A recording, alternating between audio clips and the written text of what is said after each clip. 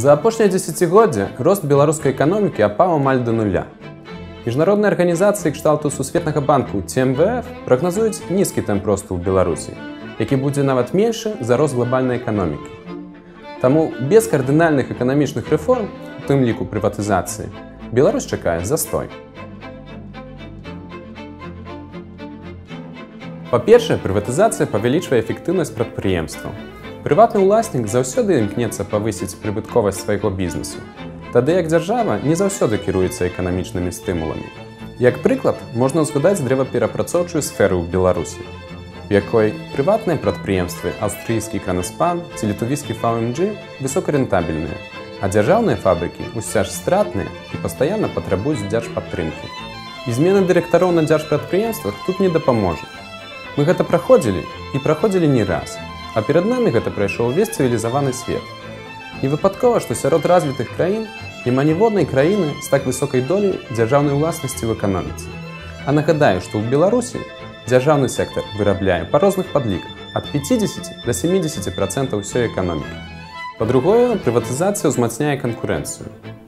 Праблема ў Беларусі ў тым, што шмат якія з дзяржаўных прадпрыемстваў з'яўляюцца манапалістамі на рынку. Напрыклад, у металургіі ёсць толькі адзін БМЗ, у нафтаперапрацоўчай сферы толькі два дзяржаўныя НПЗ. Белаграпрамбанк і Беларусьбанк маюць разам больш за палову ўсіх банкаўскіх актываў. Таму натуральным чынам профільныя міністэрствы не зацікаўлены ў прыходзе ў гэтыя сектары эканомікі новых інвестараў, якія маглі б канкураваць з буйнымі дзяржаўнымі вытворцамі. А без канкурэнцыі мы з вамі вымушаны плаціць завышаны кошт за тавары і паслугі, бо ў фірм-манапалістаў няма стымулу для павышэння эфектыўнасці. Па-трэцяе, прыватызацыя дапамагае прыцягнуць замежныя інвестыцыі. Гэта, у сваю чаргу, вядзе да назапашвання новых тэхналогій і сучасных менеджерскіх навыкаў. У прынцыпе, не абавязкова, каб замежны інвестар набываў менавіта дзяржаўную ўласнасць. Ён можа стварыць фірму з нуля. Але клопат у тым, што замежны капітал баіцца ўваходзіць на тыя рынкі, у якіх дамінуе дзяржаўны сектар. Бо досвед падказвае, што дзяржава стварае няроўныя ўмовы вядзення бізнесу для прыватных фірм. І таму паслядоўная прыватызацыя магла б стаць выразным сігналам таго, што дзяржава незваротна змяняе свой бізнес-клімат да лепшага.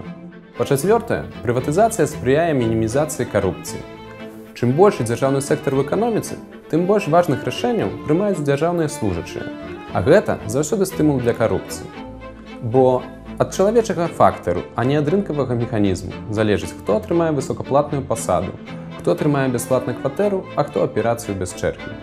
Урэшце, прыватызацыя можа быць крыніцай паступлення ў бюджэт, напрыклад, дзеля фінансавання сацыяльнай палітыкі падчас правядзення рэформ.